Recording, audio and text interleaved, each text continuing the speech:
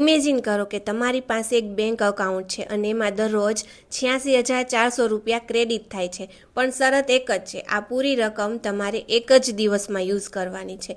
અને જો તમે એ યુઝ ના કરી તો એ balance next day carry forward નથી થતું and you will lose the balance amount. તો તમે શું કરશો? સિમ્પલ છે, તમે એ પૂરેપૂરી અમાઉન્ટ એક જ દિવસમાં યુઝ કરવાનો ટ્રાય કરશો. એનો એક રૂપિયો તમે યુઝ કરશો, રાઈટ? વેસ્ટ નહીં થવા દો. આ બેંક અકાઉન્ટ આપણા બધા પાસે છે and it is the account of time. Every day your credited with 86,400 second. અને આ બધી 86,400 સેકન્ડ આપણે 24 કલાકમાં યુઝ કરવાની હોય છે. અને જો તમે એ યુઝ ના કરી તો એ વેસ્ટ થઈ જાય છે. એ પાછી રિટર્ન ક્યારેય નથી આવતી and they will be lost four ever.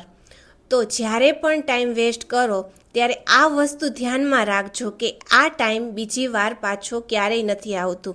એટલા માટે કહું છું, waste your time your should never. Your time once gone is gone.